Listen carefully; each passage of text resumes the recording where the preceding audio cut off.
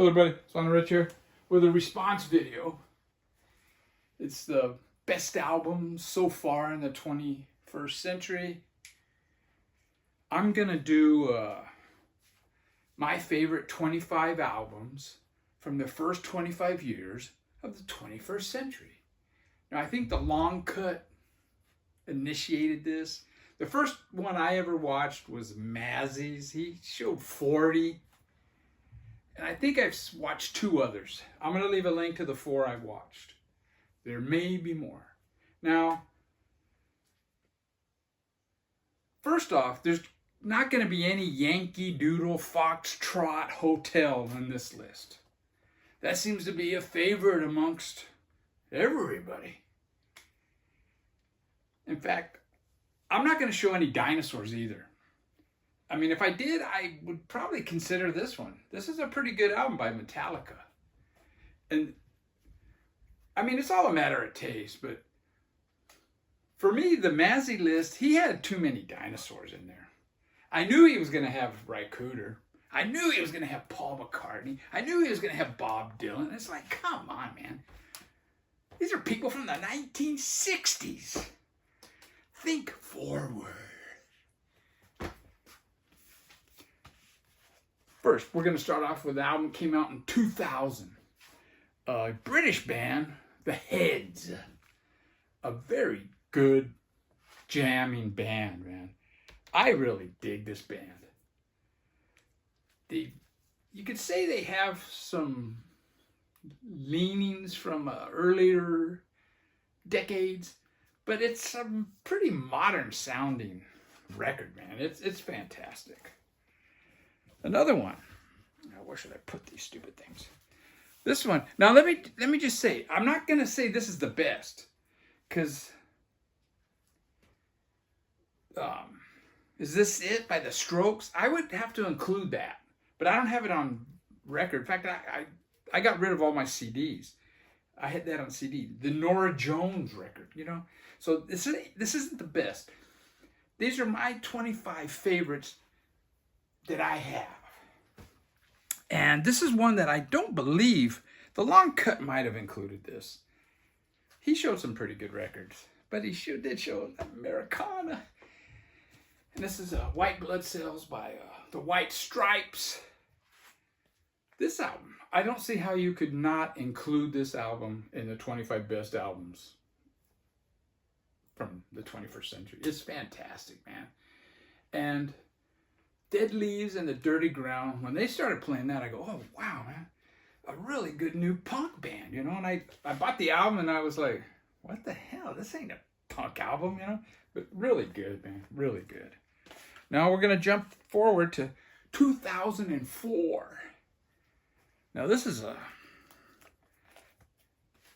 I would say psychedelic jam band, but it's pretty spaced out, and it's the Acid Mother's Temple and the UFO, Japanese Cat, and this came out in 2004. This is like a 2019 Record Store Day version. Yeah. Fantastic, man. The first song is probably my favorite. It's a great way to start the album. It's Daddy's Bear Meat. Then the next song is Susie 16. And that song is kind of my least favorite. It kind of reminds me of those Frank Zappa songs when they had those Mumpskin vocals, you know, and it's kind of like a doo-woppy bit, you know. Then side 2 is more of an acoustic, kind of a mellow, and it's really good, man. Really good. And then side 3 and 4 are just single songs, cover the whole side. You got Dark Star Blues, which is fantastic. It takes you on a journey, man. It starts out kind of spacey, then you hear these guitars in the background, and then you hear this kind of a guitar with a little more crunch or a fuzz to it, and then it gets loud, and then it goes down, and it's just a really great.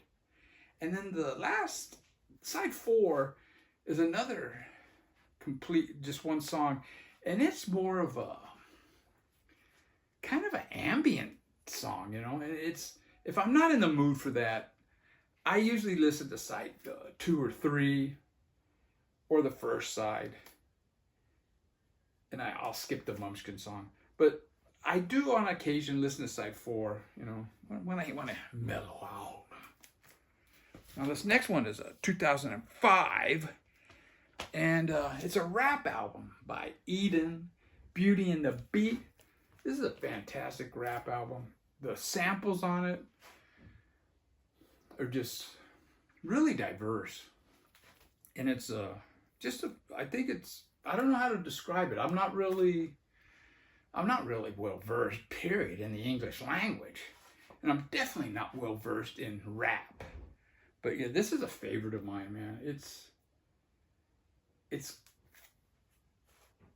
got like hints of different styles of music. Let's just put it that way. Now, I think one of the best albums, and I had this on CD when it came out, and it's 2006, and it's Amy Whitehouse, Back to Black.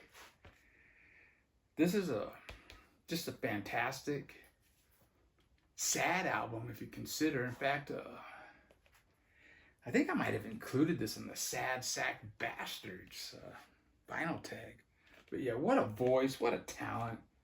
And yeah, I can't say enough, you know. Now in 2011, it might have been a year after that I found out about this band, but it's Nod. And this is Charterlawn Volume 1.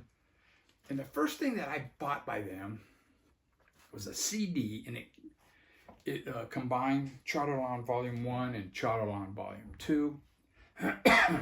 And I still have that CD. I kept like a shoebox, maybe 2 shoeboxes of CDs. Man, I haven't eaten yet. My throat is bothering me, man. But yeah, this is really, gets into a groove, kind of like that German space rock thing. The vocals are part of the just overall sound. You can't always make out what he's saying. But yeah, this is a fantastic album, man. And on that same label, you got Hills, Master Sleeps.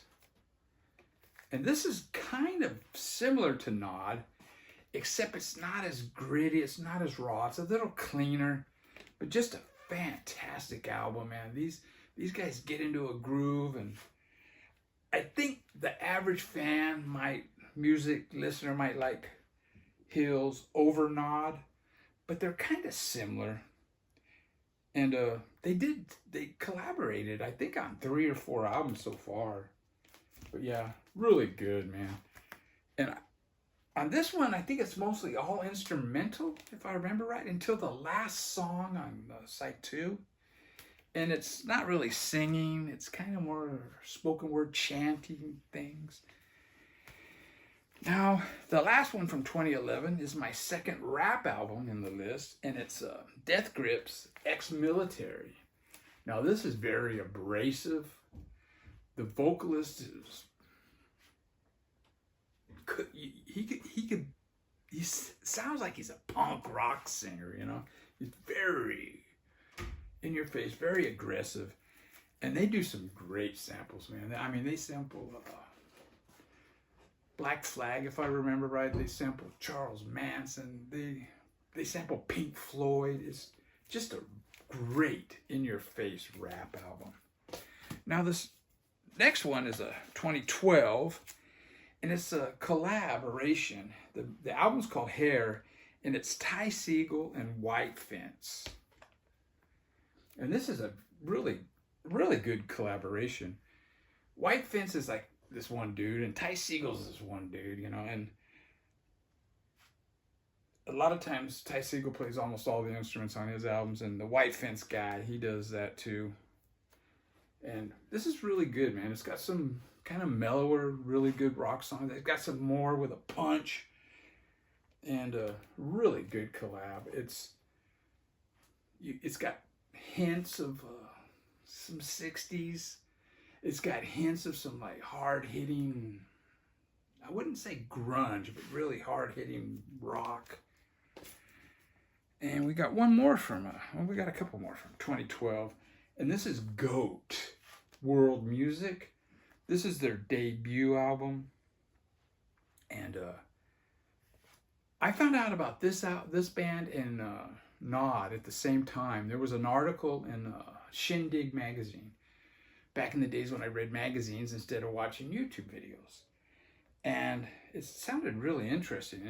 It's on Rocket Records, and it's very psychedelic. The vocals are like, it's female vocals, but they're kind of chanty vocals. This album starts out really strong and it ends really strong. Some of the songs in the middle are not quite as good, but over repeated listens, I really dig this album. There's times when it sounds like Santana, you know, jamming. And yeah, when they perform live, they always wear masks, so you don't see their faces. But really good. I highly recommend GOAT. And the last one from 2012 is Melody's Echo Chamber. This is fantastic. And I think she made this album with one of the guys from Tame Impala, if I'm not mistaken. They were a couple, and it's really spaced out, some of the songs. It's got a really nice groove to it. It sounds like an album from the 21st century, you know. It doesn't sound like Paul McCartney 3. I thought Mazzy was gonna put Paul McCartney 3 on his, but yeah, this is fantastic, and this. It's very easy to the ears, and my wife really, surprisingly, really likes this album. Now we're going to go to 2013, and another person that I discovered from Shindig magazine, and it's Diane Coffey, My Friend Fish, his debut album. Now this does sound, it has like 60s different, you know, sounds. I mean, there's some soulful songs, some rockin' songs. It's just a really well-rounded album. He performs all the instruments on the album. He was actually the drummer for Foxygen. Foxygen kind of like was taking a break, and I guess he recorded this with his Apple computer in his apartment in New York, you know? And it's just fantastic, man. Well-written songs. Now, talk about well-written songs. This is another album that came out in 2013.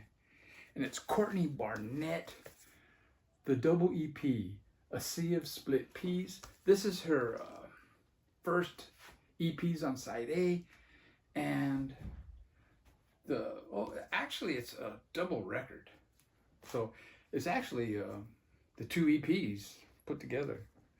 They could have just put one EP on one side and the other EP on the other, but they didn't. Now, for those that say, oh, this isn't really an album, okay, then I'll pick the one. Some people, sometimes I sit and think, and other times I just sit, you know, her first full-length album. But this is my favorite of hers, and really quirky singing. It's it's just funny, man. Avant-gardener. And we got one more from 2013, and it's the last one, and it's Foxygen. I mentioned them earlier because Diane Coffey was the drummer of this band. And this is, we are the 21st century ambassadors of peace and music. Just well said. Side one of this is just a perfect side, man. It is fantastic. Some of the song, there's one song that sounds like Velvet Underground. Others are kind of soulful. Just I think one of the best albums. If I was doing the best, this would definitely be included. But it's definitely one of my favorites. Now we're going to go to 2014. And this is probably the one album that you could call like indie, I guess. And it's Spoon, and it's They Want My Soul. And I think I watched a video by Digital Gramophone, and he had, I think Spoon may be one of his favorite bands. Well, I don't think, I know it is. And I think he has all their records. And I don't think this is the album he picked, but this is the only one I have by them. So I should check out the one that he picked. But yeah, this is a really, really good songs.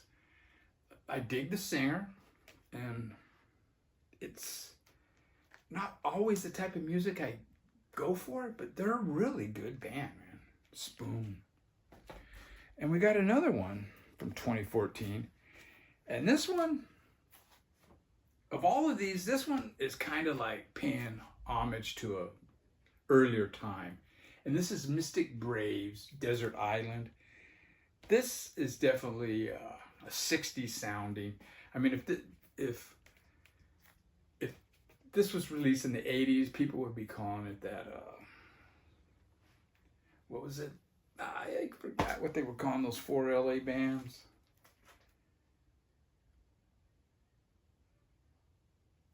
And didn't Prince even make us? It doesn't matter. It's retro 60s.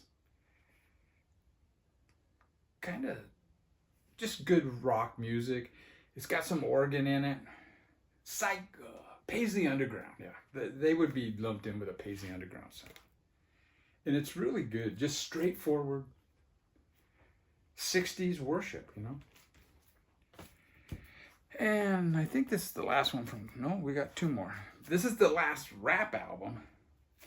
And it's Sleaford Mods, Curved Up. This is kind of like a punk rap. It's very minimal beats by this guy. And this dude's vocals are just fantastic. The lyrics are fantastic. It's just great. I can't say enough about these guys. I have a few of their albums. I don't know if I need any more, even though they're great. It's like, I don't know. I don't know. But this is my favorite of the bunch. And this is surely the last from 2014.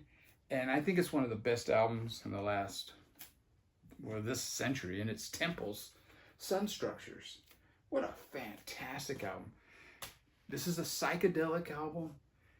It also kind of has leanings, or you can hear 60s psych in there, but it's also modern sounding. Some of the songs remind me of The End, a psychedelic band from the 60s that Bill Wyman produced their album. But yeah, fantastic. And then when their second one came out, I listened to it, you know, and streamed it, I guess, and I didn't like it. And I haven't really checked out anything since. Unfortunate. Now, this one came out in 2015, and this one probably resembles the type of albums that have been featured in the other 4. And it's Robert Forster. He's an Australian guy. He was a member of the Go-Betweens. And it's kind of singer-songwriter. Really well-written songs. It isn't just a guy with an acoustic guitar, though. But yeah, this kind of is similar to what a lot of the other people were showing. And yeah, it's fantastic, man. I dig the songs. It's not the type of music that is, put it this way. I'm not going to go down that rabbit hole, you know. I'm not. I'm going to leave it at this.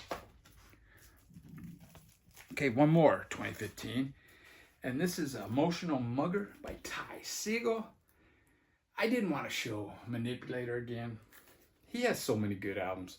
So I thought I would feature this one. This is just fantastic. Every song kicks ass. Ty Segall, Emotional Mugger. 2018. Now this is a band I could have shown Ty Segall produced an album with a 3D cover with hands. I could have shown that one, but this is the one that I've been listening to the most in the last few years, and it's La Luz with floating features. Man, my stomach, I haven't eaten yet today. Got to go get some blood work done. I can't eat. And yeah, this album, all the songs, when I first bought it, I remember when I did my video, I kind of said all the songs kind of sound the same and nothing sticks out. But the more I listen to it, it's like, holy mackerel, this is great. Some really great songwriting, really nice, just a really nice sound. It opens up with floating features, which is an instrumental, some really good guitars. And when I saw them in concert, the guitars actually sounded like Jimi Hendrix, you know? It really good album, man. Now we're all the way up to 2021. And it's the return of Pachimon. Now, I don't know what kind of music, I don't know how to describe this. Oh wait, it says right here on the hype sticker, instrumental dub reggae. Now, this isn't like rediscovering the wheel or anything, but holy crap, man, this is one of my favorite albums of the 21st century, dude. Just fantastic, dude. Guy from LA. 2022, we got Los Bichos. Instrumental band for the most part, from London. All female band. Playing, for the most part, cumbia. And it's fantastic. There's some live clips of them playing on YouTube, and they're great.